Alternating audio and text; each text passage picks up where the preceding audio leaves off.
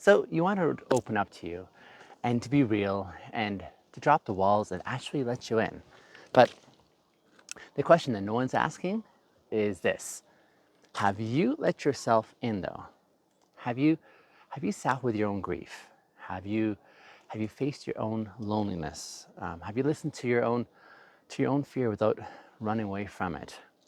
Because if you haven't, then every time that you're asking her for emotional depth, what you're really doing is you're outsourcing your need for connection. You're asking her to do the work that you have avoided in yourself.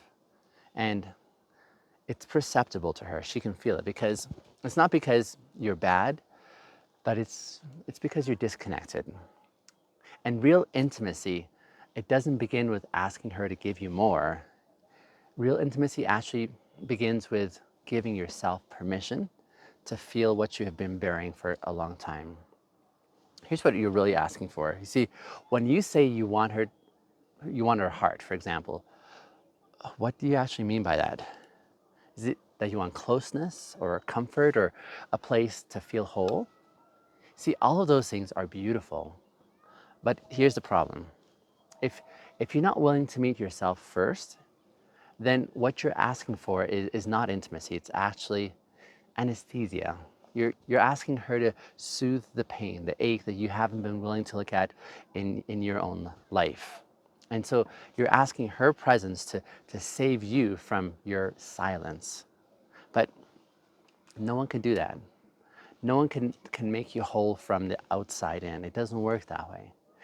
She can love you, but she can't carry the parts of you that keep running from observation. Here's, I think, what hiding looks like. Hiding doesn't always look like silence. Sometimes hiding looks like joking when something serious comes up. Sometimes it's changing the subject when things get emotional, or turning um, turning everything into logic instead of actually feeling through it, or shifting the focus back onto her pain so you never have to actually face yours. And you might think that you're being strong. You might think that you're actually protecting her. You might even think that you're doing the relationship a favor, right? But what you're really doing is you're keeping the door closed to your own heart while you're asking her to hand the keys to her heart to you. And that's not intimacy. That's an imbalance there. So before you ask for access, it's better to offer your presence. You don't need to be perfect to be loved, okay? You just need to be present. And presence is not about having the right words at the right time. It's about having the courage to sit with your truths long enough to not need someone else to hide to hide you from your own feelings. See, when you start doing that, when you start being honest with yourself, then you become far safer for someone else. Because now you're not asking her to regulate you. You're not handing your pain with an unspoken fix this, right? Instead, you're showing her something that is rare, and that is you're showing her a man who doesn't need her to rescue him, a man who's been willing to do the inner work, a man who knows how to stay, even when it's uncomfortable. So, why emotional avoidance feels safer, I think, is because you see, most of us men we weren't taught how to feel, were we? We were likely taught how to solve problems, how to perform, how to protect, but not how to feel. And so when we experience pain or confusion or longing, we reach for control and we shut down and we move into action. Not because we're cold and indifferent, but because I think we're scared. Because somewhere along the way, we learned that feelings make us weak, and that being vulnerable makes us lose ground, right? Or lose status, or lose a sense of safety. And now here we are, wanting love, wanting closeness, wanting to feel seen. But we're terrified of doing the one thing that makes it all possible, and that is letting ourselves be human. See, there's this illusion of readiness, right? A lot of a lot of men think that they're ready for a relationship because they've read the books and they've watched the videos and they've learned communication skills and they know what the red flags are that they need to avoid. But readiness isn't intellectual, it's actually emotional. It's not about what you know, but it's about how you're willing to feel, right? Are you willing to sit with your shame and not run from it? Are you willing to admit when you're scared and you still stay in the room? Are you willing to name your sadness without turning it into anger or blame? See, that's the real readiness there, because a woman's heart is not a word for emotional theory. It's a mirror, one that reflects the parts of you that are still hiding. And there's this thing I call the performance trap. If you haven't faced your own heart, then you will perform in relationships without even realizing it, most likely. You'll say the right things, right? You'll mimic emotional openness, and you'll appear composed and kind and engaged, but she'll still feel the gap. She may not be able to explain it, but she'll feel it, because emotional performance without emotional presence, that just feels hollow. It's like trying to have a heart to heart through a glass. You're there, but you're unreachable, and she'll start pulling back, not because she's cold, but because she doesn't know who she's actually hanging out with. Because the real work, the real you, never showed up. See, self-abandonment in the name of connection is a thing, right? It's another trap. You might believe that staying connected to her requires you disconnecting from yourself. And so as a result, you hide your anger so that you won't upset her, and you suppress your desire so that you won't be too much. And you tone yourself down so that she won't feel threatened. But every time you do that, you're making this trade. You're trading approval instead of authenticity. You're trading safety instead of your selfness. Eventually, you're going to start resenting her, not for who she is per se, but for who you're pretending to be around her. And resentment is a slow killer.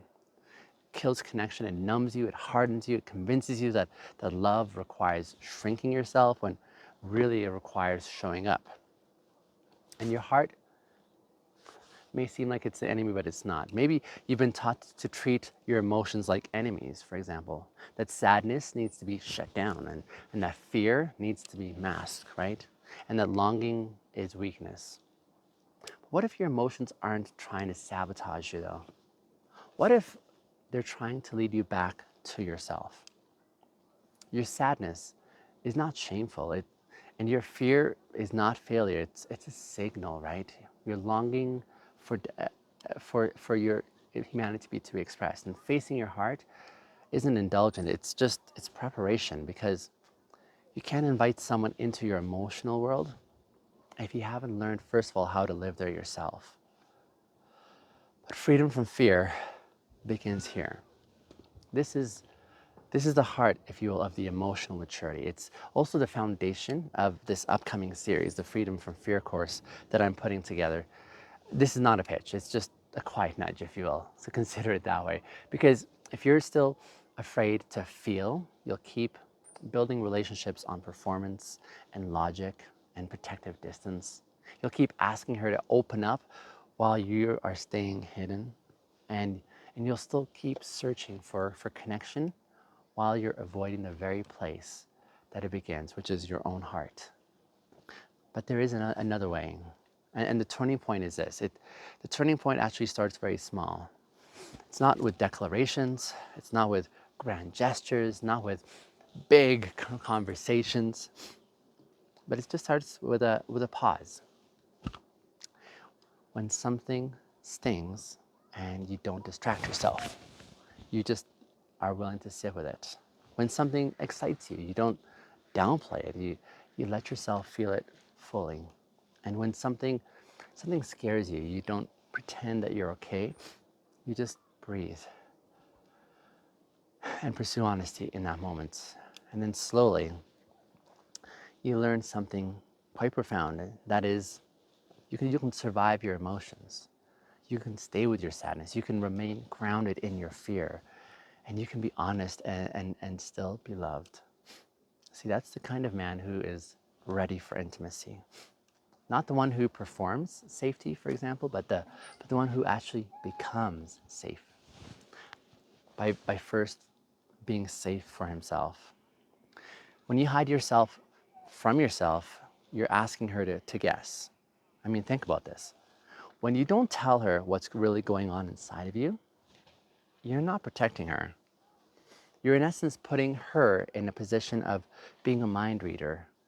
You're asking her to decode your silence, to translate your tone, to interpret your emotional distance as just being tired or just needing space. But let's be honest about this. What you're really doing is you're hiding. And it's not because you're trying to deceive her, but it's because you've been taught to deceive yourself first.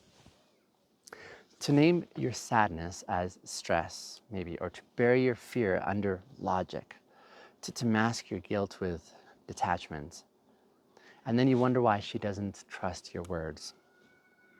Because when your mouth says, I'm fine, but your body says, I'm not here, she'll believe your absence far more compellingly and not your language that you're saying.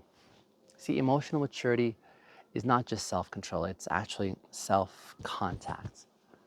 A lot of us men confuse composure with maturity. But composure without self-contact is just armor.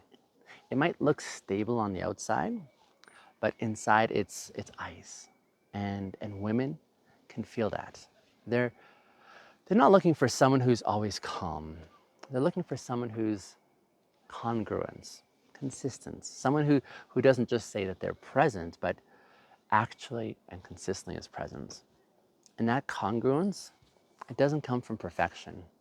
It actually comes from practice. The practice of noticing, of, of saying, oh, I'm feeling disappointed right now. Or the silence, it's not peace. It's more like I'm feeling like I'm shutting down.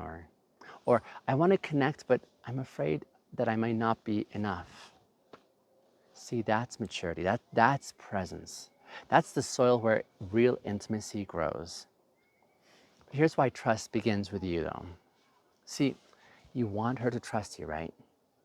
But the thing is, do you trust yourself?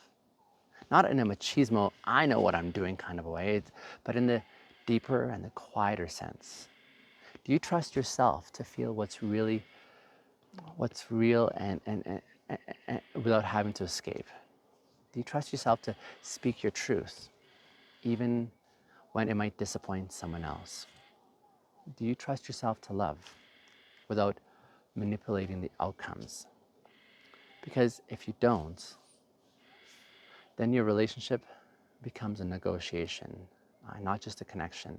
See, you're always managing, always adjusting, always trying to win her affection instead of inviting her into something that is honest. But love does not grow in manipulation. Love grows in mutual trust. And that trust starts with you.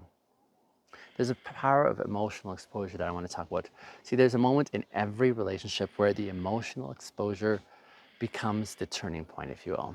It's that moment when you say, this is what I feel, and I'm scared to say it, or this is what I need, and I don't know how you'll respond, or this is my truth, and I'm standing on it. It's not always pretty, it's not always smooth, but it's real. And that reality creates a safety zone. Because now you're not hiding anymore. You're not performing. You're not asking her to carry the weight of your unspoken needs. No, now you're actually meeting your heart with hers. And that is what we call intimacy. But what if she can't handle it though? Maybe that's the question that's rising up for you right now. What if I do show her my heart? And what if she doesn't stay as a result of seeing? That fear is valid. But here's what's more terrifying. Living your whole life never knowing if you're actually loved or if you're just tolerated in your performance zone. Because if someone can't handle your truth, then the connection was never real to begin with. See, honesty doesn't end relationships. It reveals them. And if she walks away from your authenticity, you didn't lose intimacy. You actually just lost an illusion. And that's not failure, that's freedom. See, there's a mirror in intimacy, okay? When you're with someone who wants real connection, they don't want the polished version of you. They want your presence and they want your depth and they want your honesty. And the more honest that you become with yourself, the more intimacy becomes possible for you. And so you stop needing to prove yourself. You stop needing to impress. You stop needing to manipulate her into staying. Because now you're not just chasing love anymore, you're actually offering truth. And truth is magnetic. Truth repels what is not real, and it draws in what was meant for you specifically. There's a freedom of owning your own heart. You see, here's what's waiting for you on the other side of self-honesty. And that is, you stop fearing rejection because now you're no longer rejecting yourself in the first place. And you stop needing validation from others because now you've actually learned to validate your own feelings. And you stop avoiding conflict because now you trust yourself to stay steady within the midst of that discomfort. See, this is the beginning of freedom from fear. Not just the absence of pain, but the presence of integrity. And not just the guarantee of being chosen, but the commitments to stop abandoning yourself in the hope that you will be accepted by others. Because when you face your own heart, you become trustworthy. Not because you're perfect, but because you're being real. And that's what love longs for. Not polish, not protection, not performance, but your presence. So if you want to be chosen, you must first choose you. So let's say you finally meet someone who's open and kind and emotionally intelligent, and she's available and she's interested and she's showing up. Well, what now? Well, you might panic, not because she's wrong for you, but because suddenly there's no more hiding. There's no more blaming. There's like there's no more romanticizing, if you will, the chase. No more having to protect yourself through performing like you once did. See, now you're face to face with something far more terrifying, and that's being fully seen. And here is the moment where the men sabotage themselves. This is when they ghost, or they withdraw, or they pick fights over nothing, or they just shut down and say, I just need space.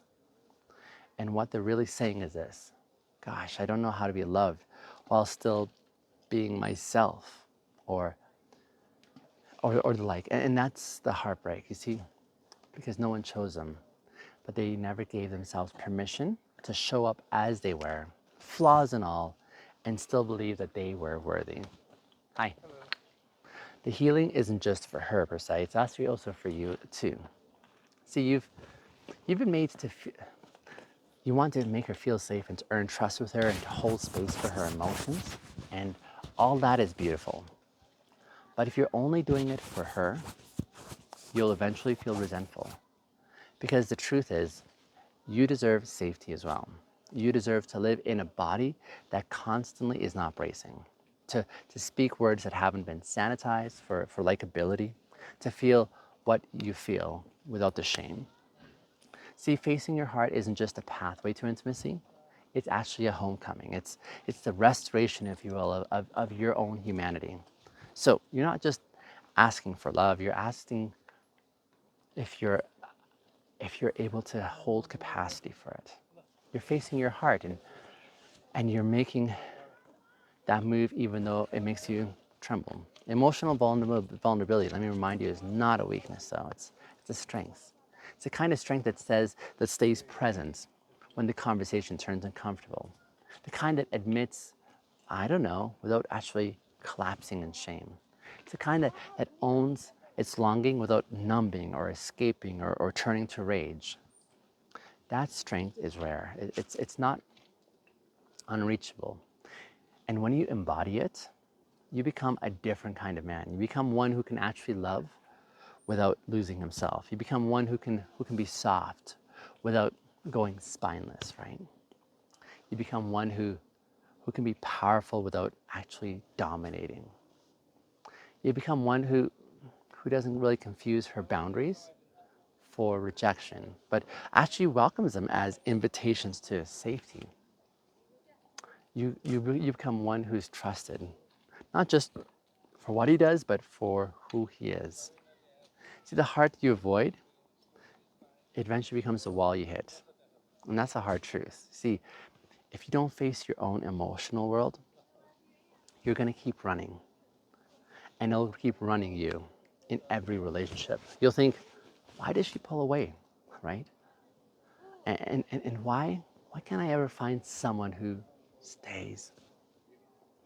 Why do I feel more alone in relationships than I do outside of them?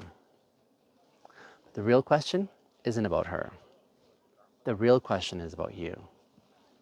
What part of you is still hiding? What part of you are you still obeying? And what emotion are you still disowning? Because until you turn toward those answers, you're not really offering someone your heart. You're in essence offering them your coping strategies. And those can only take a relationship so far. But this is the work here. So here's what I want you to sit with today, if you're willing to consider. Before you ask for her vulnerability, I'm going to ask you, have you embraced your own? Before you ask her to share her story, have you made peace with your story? Before you ask her for her heart, have you faced your own? Not once, and not perfectly, but consistently. This is the work. And it's not just about getting a relationship that you want. Instead, it's about becoming the man who can hold it once that it arrives. See, you're not broken.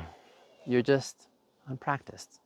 And if you've spent years numbing out, or years performing, years believing that emotions are liabilities instead of gifts, it's okay. I get it. You're not broken. You're just unpracticed. But practice, that starts now, like today, like with one honest feeling in this moment, one breath that you don't run from, one truth that you speak, even if your voice shakes through it. You don't have to master all of this at once. You just have to stop abandoning yourself when it matters the most. And that's what this Freedom from Fear series is about that I'm putting together. And that's what our next episode can look like, our next chapter. So here's the invitation I'll leave for you. What feeling have you been avoiding? What truth have you been shrinking from? And what part of your heart have you hidden, not just from others, but also from yourself? Then I want you to name it, not to fix it and not to perform through it, but just to face it. And then tell me, what did you find when you finally stopped running? I would love to hear your story in the comments below if you feel willing to share, or in a private message, because vulnerability that is shared becomes strength multiplied. And your courage to be honest might just be that spark that someone is needing to begin facing their own heart as well too. Thank you so much for listening through this. Again, I appreciate you guys coming along on this series. We're engaging some very challenging considerations, but I appreciate your courage working through them. And I hope you're enjoying this amazing view behind. I get to visit all these amazing spots as a tour bus driver, and so I'm happy to share those with you. I'll see you in the next episode.